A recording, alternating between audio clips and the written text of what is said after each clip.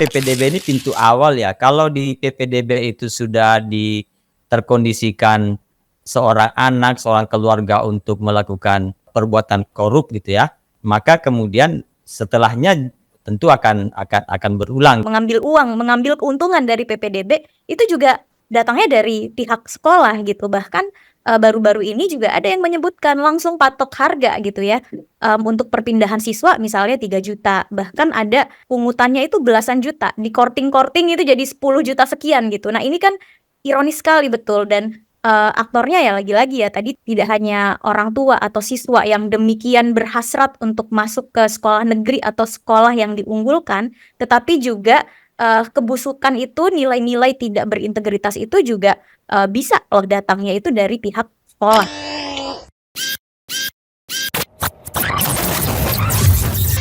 Halo sahabat integritas, jumpa lagi di kanal 1 Visi Utama di program Buka Kartu. Bisnis kotor itu bernama sekolah. Peserta didik sebagai komoditas. Itulah kira-kira yang tercermin di dalam berbagai persoalan yang muncul ya, dan menjadi keluhan banyak orang tua murid saat mereka mencoba mendaftarkan anaknya melalui sistem PPDB, penerimaan peserta didik baru, sebagai program wajib ya yang di-endorse oleh pemerintah melalui Kemendikbud. Nah, untuk membahas berbagai persoalan termasuk masalah korupsi, modus operandinya, apakah terjadi pergeseran, perubahan atau tetap sama, dan kalau sama kenapa juga tidak diantisipasi, dan berbagai temuan-temuan lapangan menyangkut soal masalah-masalah dan kendala yang dihadapi oleh orang tua murid dalam penerimaan peserta didik baru, itu akan kita bahas secara tuntas dengan dua narasumber yang hebat. Pertama, saya perkenalkan Mbak Alma Safrina. Beliau adalah peneliti aktivis dari Indonesia Corruption Watch yang sudah cukup lama menggeluti isu-isu pelayanan publik di ICW, dan pendidikan adalah salah satu minatnya. Oleh karena itu maka Mbak Almas ini juga banyak pengetahuannya di seputar isu ini. Kemudian yang kedua adalah Bung Anwar Razak, koordinator Kopel Jabodetabek. Nah, Bung Anwar ini memang sudah lama juga berkecimpung di dunia pendidikan, termasuk mengadvokasi kebijakan di sektor pendidikan. Dan kebetulan seringkali bersama-sama dengan ICW gitu ya, kolaborasinya antara Kopel dengan ICW. Nah, saya akan mulai dari Mbak Almas ya. Mbak Almas ini kalau kita ngomong soal PPDB dan korupsinya, KPK itu punya platform namanya Jaga ya. Jaganya itu macam-macam ya, ada jaga sekolahku, jaga kampusku, jaga rumah sakit, jaga puskesmas, dan lain-lain. Ya? Jaga desa, jaga desa. Termasuk jaga desa. Ini kelihatannya mimpinya menyatukan semua platform pengawasan pada sektor pelayanan publik, akan tetapi setelah kita buka memang isinya lebih banyak bicara mengenai himbauan-himbauan. Ada surat edaran dari Ketua KPK soal gratifikasi saat PPDB. Nah, kalau kita kemudian gali lagi surat edarannya ya larangan-larangan gitu ya. Yang ini mungkin tidak cukup mempan itu untuk mempengaruhi keputusan-keputusan dan organisasi yang sudah kadung terbentuk ya di lembaga pendidikan yang memang selama ini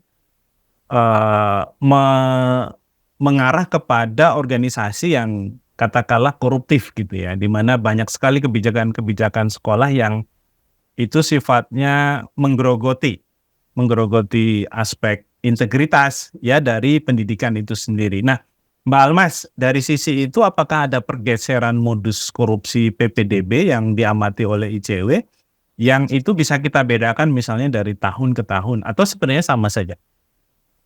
Iya, Mas Adnan, kalau menurut pengamatan kita sejauh ini, sejauh ini ya, ini kan PPDB masih berlangsung ya, dan biasanya orang itu kan banyak mengadu nanti tuh ketika banyak yang sudah tidak diterima di sekolah negeri begitu ya, padahal ada yang sudah bayar dengan penyebutan memberikan bantuan dan sebagainya, itu baru biasanya banyak orang yang bersuara. Tapi sejauh ini bisa dibilang sebetulnya modus atau potensi modusnya itu masih sama saja gitu. Dan kalau tadi sempat disebut KPK punya kanal jaga, kemudian ada namanya lapor.go.id, ada Satgas Saber Pungli. Saya rasa ini juga tidak cukup menjawab ya problem kecurangan di PPDB, karena memang akar persoalan PPDB itu tidak terjawab. Sekarang itu kan kebijakan kita lucu, Mas. Anak sekolah warga negara diwajibkan untuk belajar. Di satu sisi juga pemerintah dan pemerintah daerah wajib menyelenggarakan minimal pendidikan dasar untuk pendidikan dasar tanpa memungut biaya, tapi jumlah kursi negeri itu nggak cukup.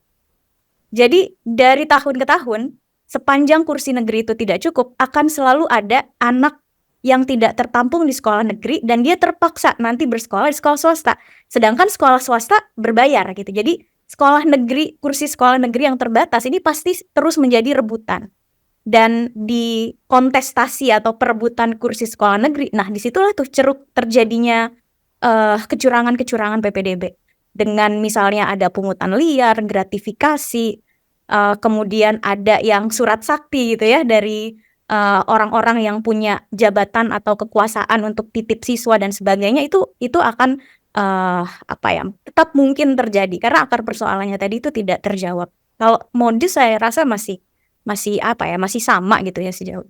Mbak Almas, bukannya pemerintah itu kalau kita merujuk kepada data BPS ya, jumlah guru dan jumlah siswa rasionya itu kan malah semakin kesini semakin bagus. Artinya sebenarnya jumlah anak sekolah atau yang wajib sekolah dengan jumlah guru dan jumlah sekolah itu sudah sangat berimbang gitu. Tapi kenapa selalu ada calon siswa yang tersisih, padahal di satu sisi tadi sekolah itu kewajiban, sehingga mereka harus sekolah gitu ya. Iya, kalau nggak sekolah melanggar undang-undang. Malah melanggar undang-undang. Kalau di Amerika itu kalau anak wajib sekolah nggak sekolah itu malah orang tuanya bisa kena sanksi pidana itu, gitu ya.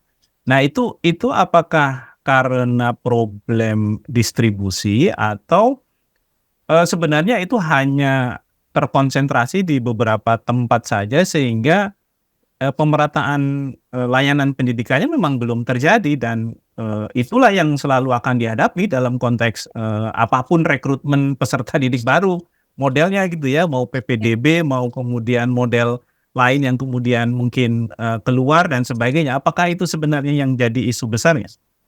Dua hal sih Mas Adnan kalau saya lihat. Yang pertama, sekolah negeri itu memang tidak cukup untuk menampung seluruh calon peserta didik. Kalau dibilang semakin baik tadi ya, peningkatan itu ada, tetapi kan tidak signifikan. Jadi jangankan ya di Jakarta juga kan banyak yang kemudian anak terpaksa bersekolah di sekolah swasta bukan karena pilihan, bukan karena menilai bahwa sekolah swasta lebih bagus, tetapi karena memang kursi sekolah negeri di Jakarta itu juga sangat terbatas, dan demikian juga di beberapa provinsi atau kota yang lain. Memang fenomena itu ada, problem itu ada. Nah di sisi lain, walaupun sekarang ini tidak ada ya katanya yang disebut dengan sekolah unggulan, tetapi problem pemerataan mutu sekolah ini kan belum terjawab 100%, sehingga masih ada sekolah-sekolah yang dinilai lebih unggul dibandingkan dengan sekolah lainnya ya. Ini lagi-lagi problem pemerataan mutu ya yang juga sangat penting untuk dijawab oleh pemerintah, sehingga ya itu tadi tidak hanya perebutan sekolah negeri tetapi juga perebutan kursi untuk bersekolah di sekolah unggulan. Jawabannya apa ya? Sebetulnya tidak harus ya pemerintah itu misalnya membangun sekolah negeri atau menambah kursi sekolah negeri besar-besaran. Sekolah swasta juga bisa diberdayakan, tetapi problemnya adalah tidak ada dukungan biaya untuk sekolah swasta tanpa pungut biaya itu. Bantuan ada, seperti misalnya di DKI Jakarta ya Pak Anwar ya, ada yang namanya PPDB bersama. Tetapi kan jumlahnya juga tidak besar, tidak menjawab seluruh kebutuhan anak yang tadi tidak tertampung di sekolah negeri. Dan juga tetap saja kemudian ada keperluan untuk mengeluarkan biaya itu tadi. Jadi sepanjang akar persoalan ini, saya yakin PPDB mau diutak-atik seperti apa begitu ya, tetap ada tuh potensi-potensi masalah kecurangan seperti yang tadi kita bahas. Saya beralih ke Bung Anwar ini. Selaku lembaga yang terlibat langsung dalam advokasi persoalan pendidikan ya, termasuk di dalamnya penerimaan peserta didik baru, kira-kira apa fenomena yang sudah mulai ditangkap oleh teman-teman Kopel di Bogor misalnya, yang ini cukup meresahkan dan semestinya harus diantisipasi oleh pemerintah? Dan apakah kira-kira sama dengan apa yang dikeluhkan oleh orang tua, sebagaimana yang sudah dimunculkan di dalam banyak media ya, misalnya di medsos, di media online, mereka keluhannya soal teknisnya sangat rumit, kemudian juga bahkan ada yang bermimpi kembali ke UN saja, ke ujian nasional gitu ya, karena itu standar yang paling mudah diukur. Sementara kalau PPDB hari ini standarnya ada yang akademik, non-akademik, ada jalur prestasi gitu ya. Dan bahkan ini juga memunculkan modus kecurangan baru. Dalam kasus misalnya proses seleksi yang menggunakan jalur prestasi gitu ya, non-akademik. Nah, itu ya muncul sertifikat-sertifikat palsu gitu ya, yang sebenarnya digunakan untuk memanipulasi proses PPDB sehingga orang-orang tertentu bisa menikmati akses ke sana gitu. Nah, bagaimana Bung Anwar? Iya, terima kasih Mas Adnan. Ya pertama mungkin sama ya seperti yang disampaikan Mbak Almas tadi ya. Soal daya tampung ya, kami Kopel fokus di beberapa daerah di wilayah Jabodetabek ya, terutama di Kota Bogor dan Kabupaten Bogor. Nah, persis sekali bahwa memang daya tampung negeri ya, itu mungkin setengahnya bahkan kurang. Kalau di Kota Bogor ya katakanlah ya, itu di SMP itu hanya 19.000 daya tampungnya, sementara jumlah anak yang akan bersekolah itu sekitar 30.000 lebih ya, 30.000 lebih. Nah, bayangkan perebutan untuk masuk di sekolah negeri itu sudah bisa kelihatan dengan melihat perbandingan angka tersebut. Selebihnya kalau tidak tertampung maka akan lari ke swasta ataukah sekali ada anak yang tidak akan sekolah. Itu. Nah, apa yang ditimbulkan dari situ dengan sistem yang ya masih seperti yang sekarang ya, dengan kuota 50% untuk jalur sonasi dan kemudian ada jalur afirmasi dan jalur prestasi gitu kan. Akhirnya kan menjadi rebutan, anak-anak menjadi berebut, di mana lagi misalnya ditambah kalau ada sekolah yang sudah dilabelkan dari dulu mendapat label sebagai sekolah favorit. Semua orang tua akan berupaya berkompetisi untuk bisa masuk dalam sekolah tersebut. Nah, di Kota Bogor dan Kabupaten sebenarnya hampir sama juga ya problemnya. Yang paling kemarin yang paling heboh ya tahun lalu di Kota Bogor itu menjadi sangat clear ya, meskipun mungkin di daerah lain juga terjadi seperti itu, tapi di Bogor karena ditemukan ada 155 anak ya. Jadi temuannya sekitar 900 kalau tidak salah ya, tapi yang kemudian diverifikasi ada 155 anak yang terindikasi memang tidak beralamat di alamat yang tertera di dalam dokumen pendaftarannya setelah dicek gitu kan. Nah, artinya memang ya berbagai macam cara ya dilakukan oleh orang tua untuk kemudian bisa masuk. Jadi bayangkan mungkin selama ini kan kita juga sering mengutarakan saja bahwa mungkin ada kecurangan saat mereka mendaftar atau saat mereka menggunakan data kependudukan. Nah, di Bogor kemarin jelas betul kelihatan bahwa para orang tua ini mungkin ya dari beberapa tahun sebelumnya mereka sudah memasukkan anak mereka di satu keluarga gitu ya, ataukah kemarin ada juga temuan itu malah memalsukan dokumen kependudukannya dan kemudian bisa keterima. Yang aneh karena keterima juga berarti sebenarnya ada persoalan juga di proses verifikasi kan, verifikasi jangan-jangan tidak diverifikasi. Gitu, tidak diverifikasi setelah ada pendaftaran tidak diverifikasi. Nah, belum lagi mungkin juga ya di Bogor juga ada temuan, misalnya ada yang membayar, gitu kan. Nah, yang membayar persis tadi yang disampaikan Mas Adnan di awal sudah kita pakai sistem ya, tapi kemudian kok masih ada yang lolos dengan cara membayar gitu kan. Nah, saya sih mempelajari ya dari proses itu. Memang sifatnya online ya semua. Tapi jeda intervensi itu ada kalau saya melihat. Jadi bahkan di beberapa pengakuan ya sendiri di sekolah setelah diinterogasi itu kan ada anak misalnya yang sudah lulus di pengumuman pertama, terus tiba-tiba di pengumuman kedua itu ternyata namanya hilang, nggak ada. Itu. Nah, kemarin saya sempat ngobrol juga tapi kasusnya beberapa tahun lalu, ngobrol dengan orang tua murid. Nah, itu persis seperti itu kasusnya. Jadi sudah ada di pengumuman pertama, dia di SMK ya, orang tua itu anaknya di SMK, daftar, pengumuman pertama itu masuk, tiba di pengumuman kedua, itu namanya nggak ada. Dan selama proses menuju ke pengumuman kedua, itu banyak informasi yang beredar tentang ada yang minta sekian duit gitu ya untuk dia bisa bertahan dalam list nama yang pengumuman pertama. Itu yang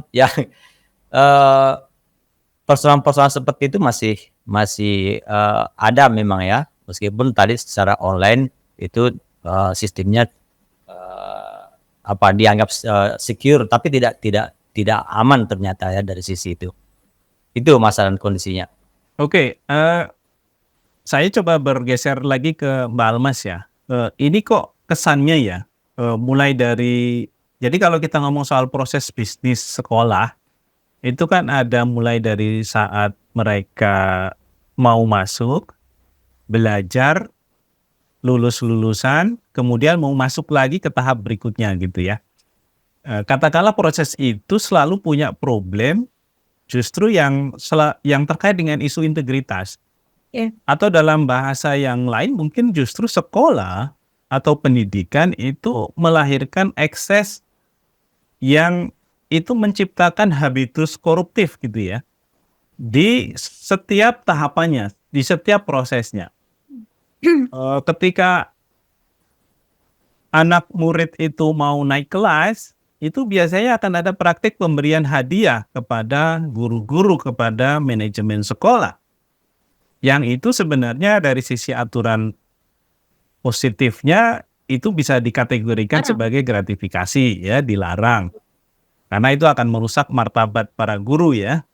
Begitu juga dengan ketika dulu sebelum PPDB kita menyelenggarakan ujian nasional, di situ kan juga praktek kecurangannya sangat massal gitu. Nah, ini kan ironis karena pada satu sisi sekolah itu diharapkan dapat melahirkan satu sistem nilai yang sangat berintegritas gitu ya, sehingga kita bisa berharap bahwa di masa depan orang-orang kita, bangsa Indonesia itu punya peradaban yang lebih baik gitu ya dibandingkan hari ini. Tapi kemudian dengan model yang kita coba lihat dalam konteks PPDB ya, orang tua pada akhirnya juga harus sikut-sikutan satu sama lain.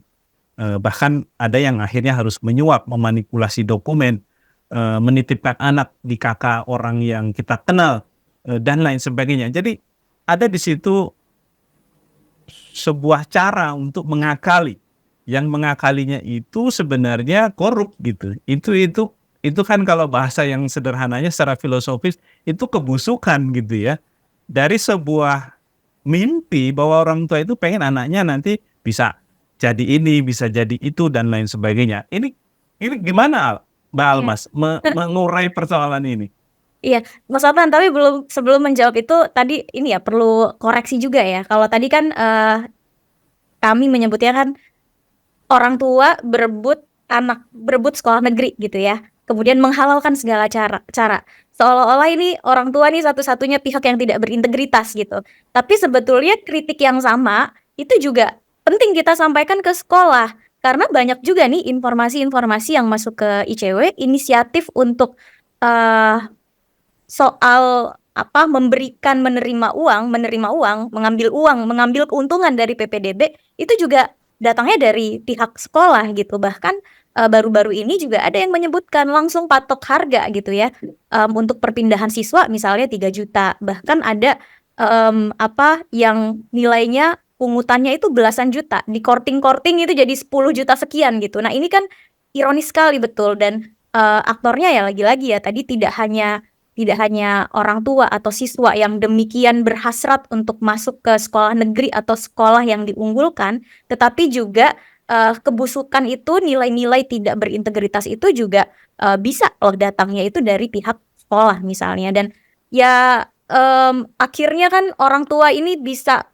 memberikan suap, bisa memberikan gratifikasi atau servis yang lain begitu ya, itu karena peluangnya itu ada, ruangnya memang disediakan dari sekolah yang melakukan penyelenggaraan PPDB gitu.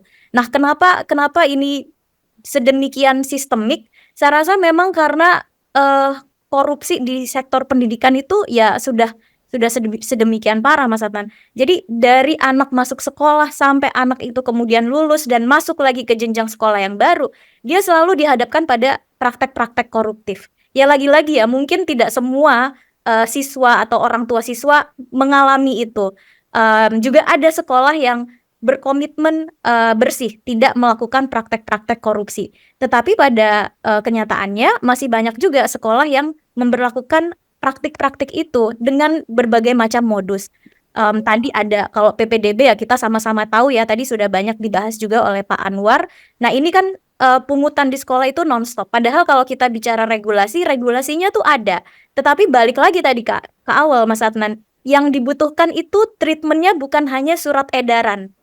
Ini dilarang, sudah ada regulasinya bahwa gratifikasi kepada guru itu bertentangan dengan kewajibannya dan sebagainya. Itu tidak cukup ternyata, untuk treatment itu tidak cukup untuk kita lakukan menjawab problem korupsi di sekolah atau bahkan di sektor pendidikan hari ini.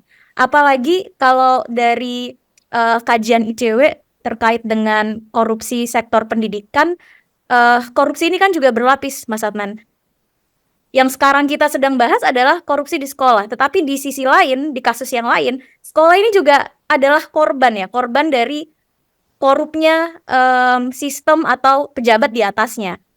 Guru diperas oleh kepala sekolah diperas juga oleh pegawai dinas misalnya, dan juga demikian di kepala dinas untuk menduduki jabatannya dia juga melakukan jual beli jabatan gitu ya, membayar juga kepada kepala daerah dan sebagainya. Jadi problemnya itu sangat-sangat sistemik, sehingga ketika kita berbicara soal mimpi sekolah yang lebih bersih, kita juga harus berbicara soal pembenahan dari aspek birokrasinya, dari aspek politik bersihnya gitu ya.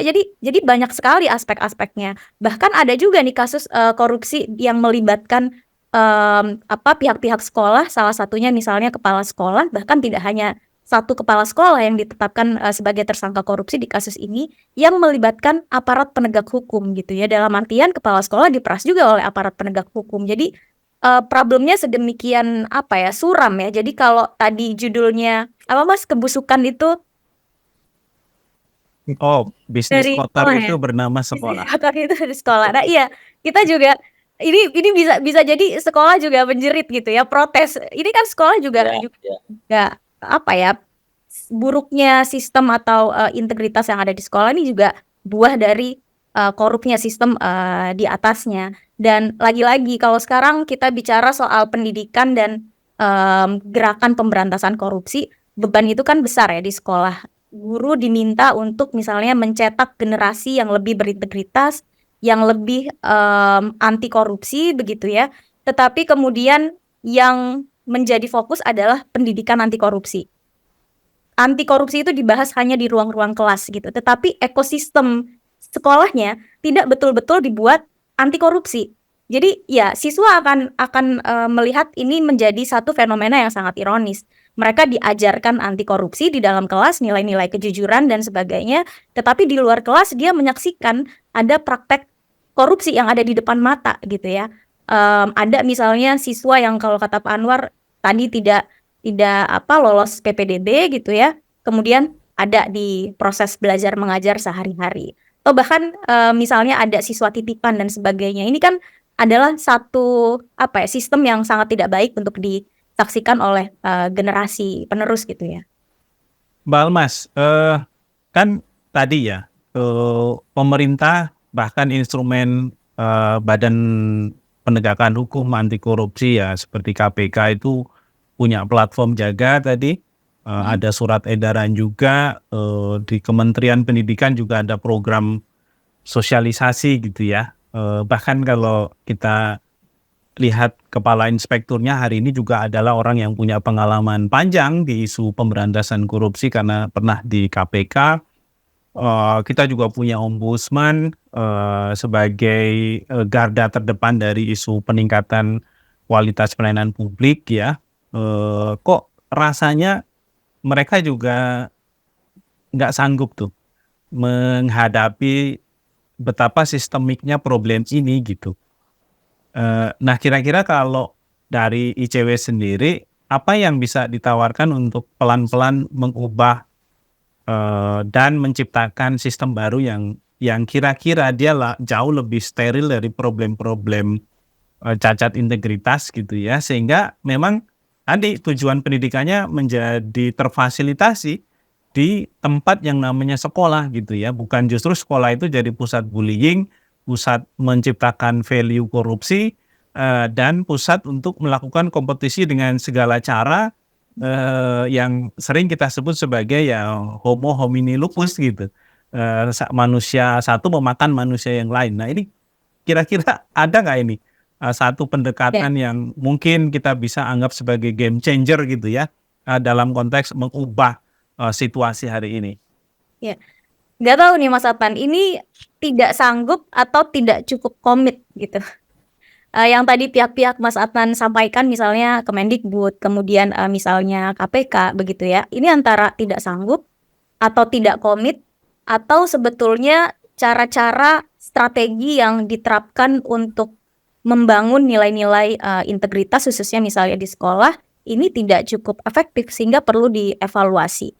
Kalau bicara soal PPDB, modus-modus yang Pak Anwar sebutkan ini kan sebetulnya juga terjadi Pak di tahun lalu.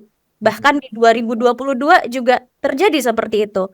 Kuota disengaja disisakan untuk diperjualbelikan misalnya, bukan kuota sisa ya, karena kalau kuota sisa kita jadi pertanyaan juga, orang kursi sekolah negeri kurang kok bisa ada kuota atau kursi yang tersisa. Ini kan semacam dikondisikan memang sisa untuk kemudian diperjualbelikan. Ini adalah modus-modus lama. Tetapi kalau kita tanya misalnya apa sih inovasi pencegahan kecurangan PPDB yang sudah dilakukan misalnya oleh inspektorat daerah, oleh Kemendikbud begitu ya, agar kecurangan itu tidak terjadi atau berulang di tahun yang selanjutnya, kan juga nggak banyak. Padahal kalau kita bicara soal regulasinya juga nggak berubah kok, tetap pakai Permendikbud nomor 1 tahun 2021 tentang PPDB. Artinya adalah ini regulasinya tidak berubah, regulasi lama, modusnya juga modus lama. Jadi kalau kemudian kecurangan itu berulang, pertanyaannya adalah bagaimana langkah mitigasinya? Bagaimana evaluasi atas pelaksanaan PPDB yang sebelumnya gitu. Jadi kalau saya melihatnya Mas Adnan ini bukan satu ketidaksanggupan ya, tetapi saya rasa juga kita belum benar-benar serius untuk menanggulangi atau memperbaiki persoalan ini.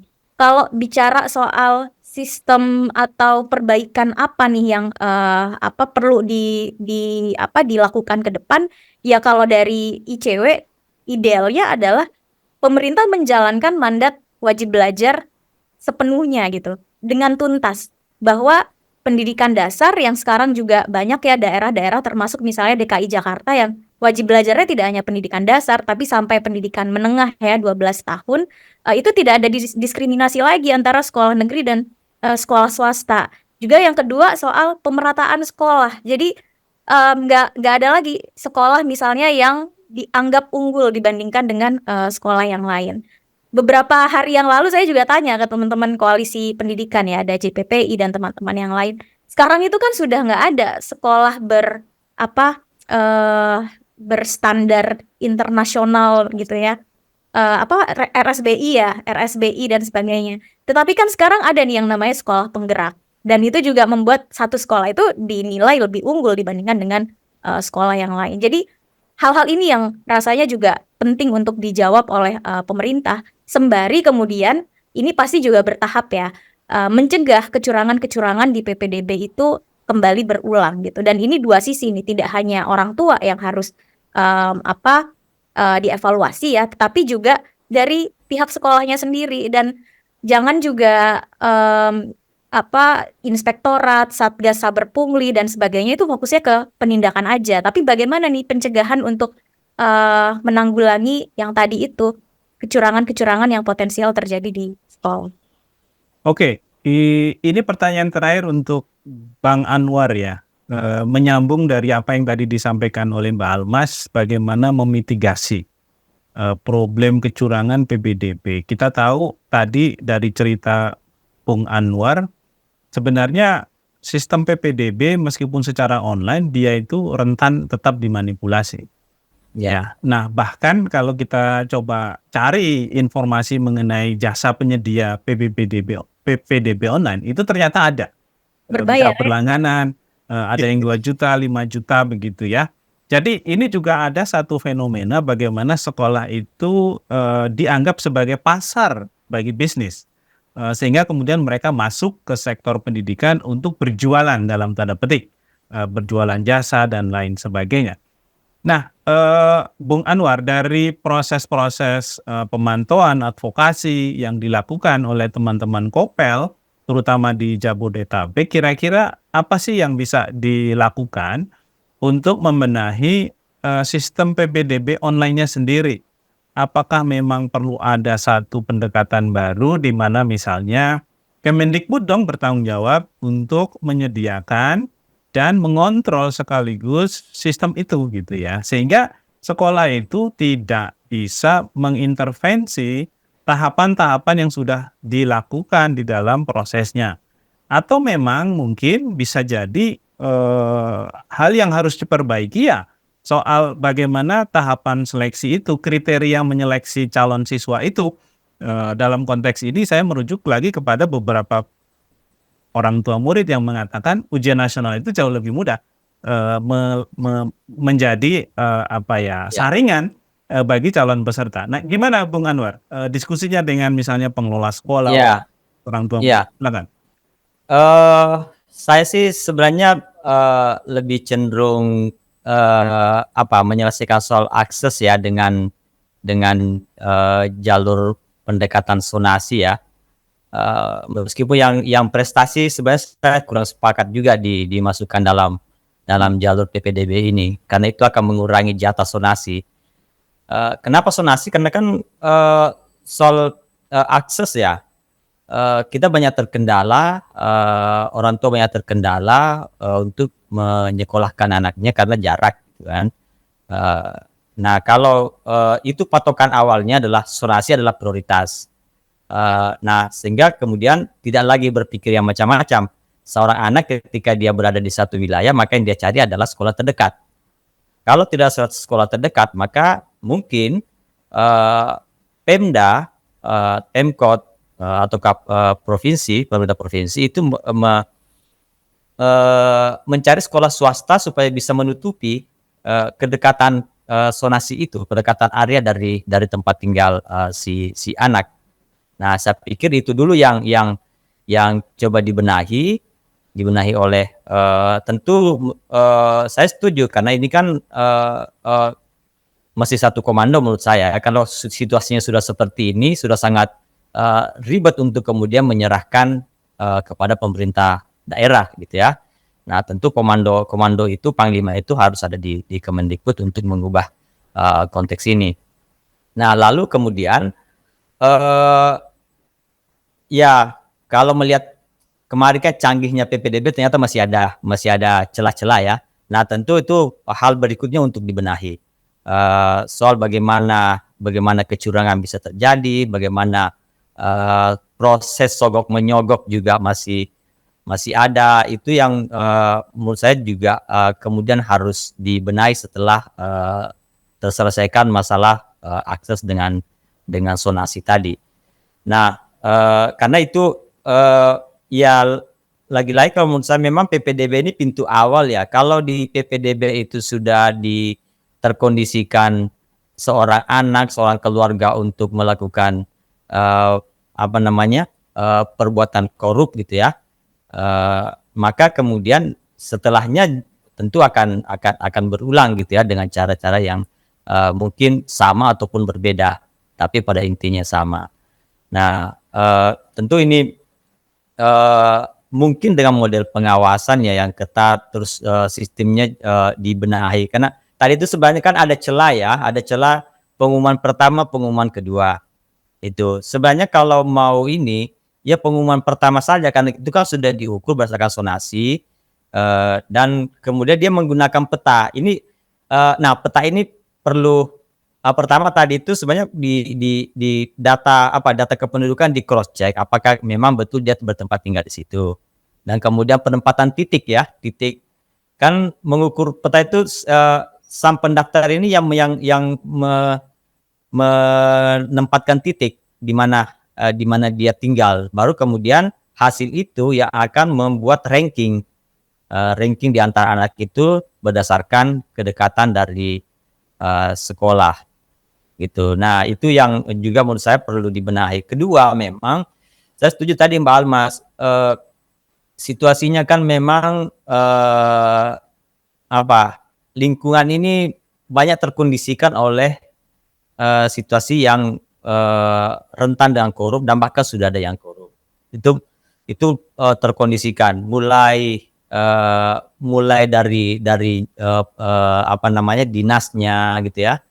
Mungkin masih ingat Bupati Bogor kemarin ada Yasin, itu kan sebenarnya salah satu kasus yang dia bayar itu kan ada 11 sekolah yang bermasalah. Ada 11 sekolah yang bermasalah, ingin dari bangunannya bermasalah, kemudian ingin renov.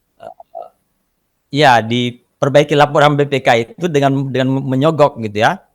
Tapi itu ada di 11 sekolah masalahnya. Jadi memang ada situasi memang yang sudah terkondisikan dari atas sehingga situasi sekolah, kepala sekolah dan guru-guru juga bisa keikut mempraktekkan hal yang sama di lingkungan sekolahnya. Pungli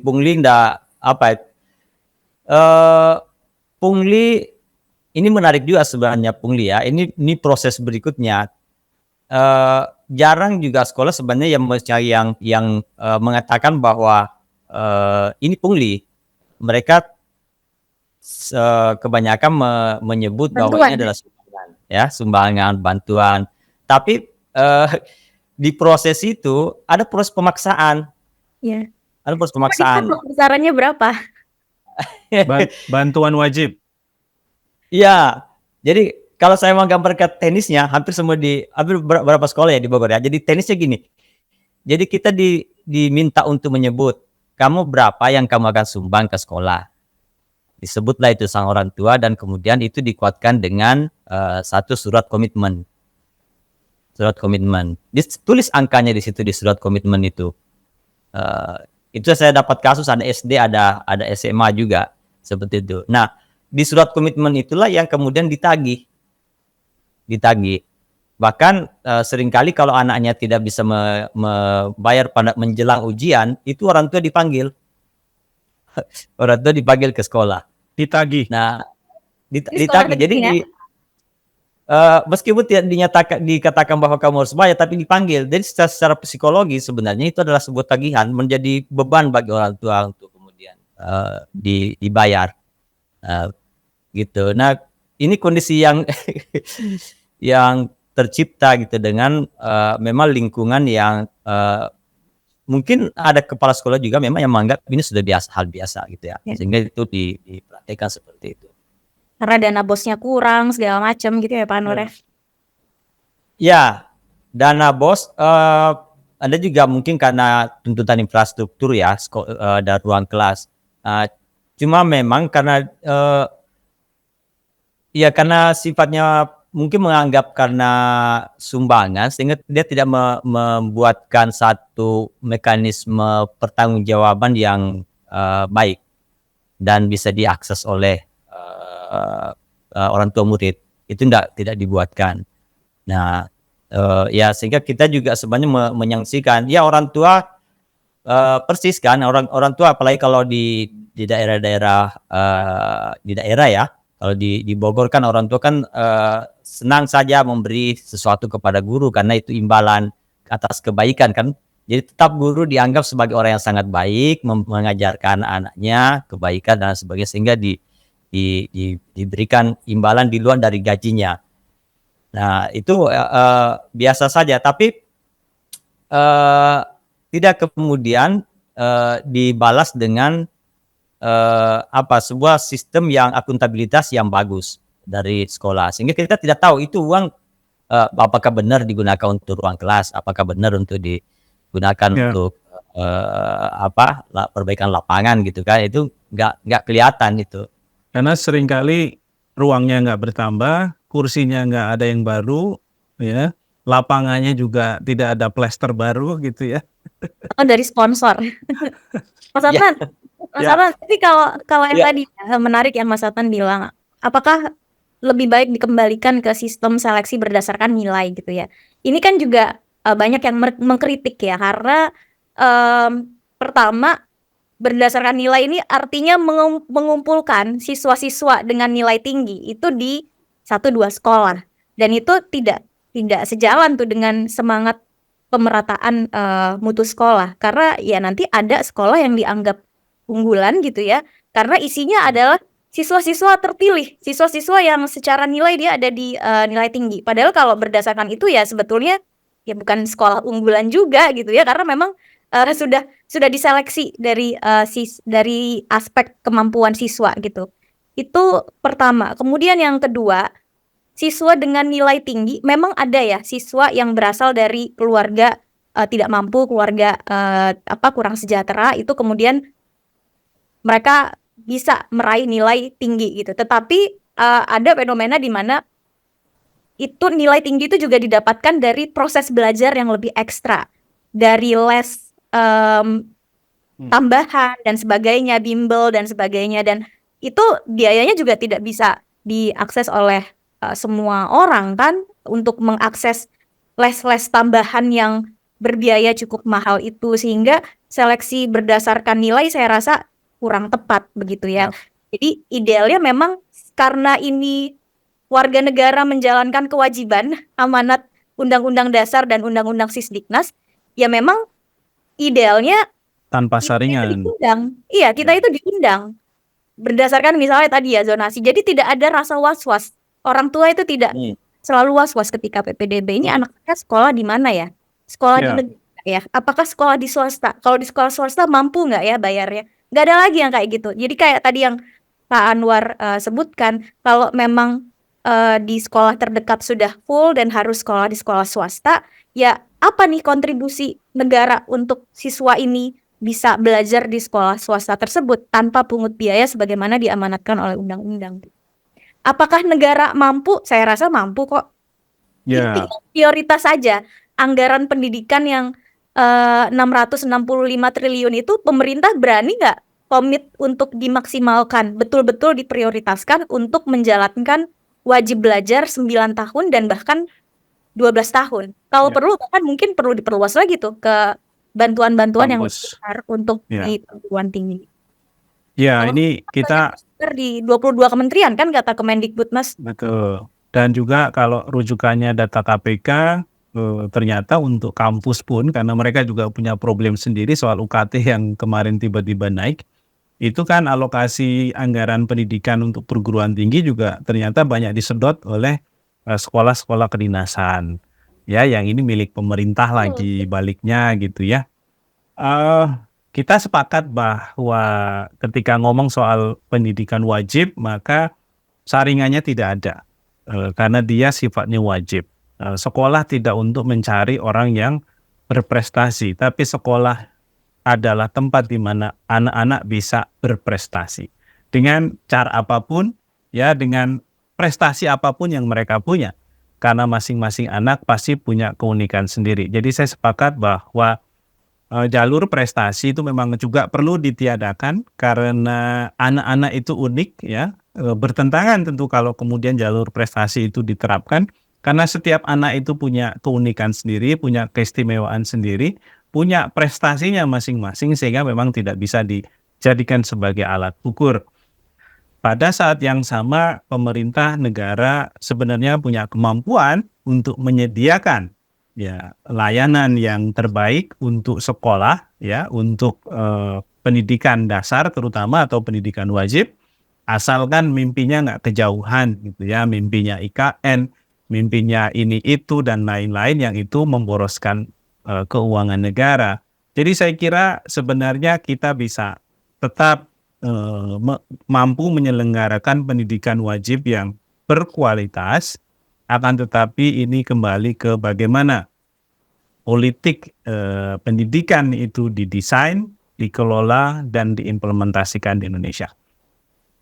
Sampai di sini dulu diskusi kita dengan Mbak Alma Safrina dari ICW dan Bung Anwar Razak dari Kopel Jabodetabek. Kita akan ketemu lagi di isu dan topik yang berbeda. Jangan lupa subscribe, like, and comment.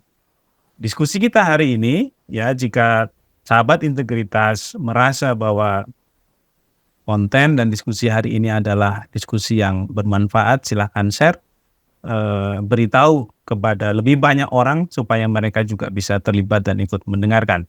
Saya Adnan Topan Husodo pamit undur diri, sampai jumpa.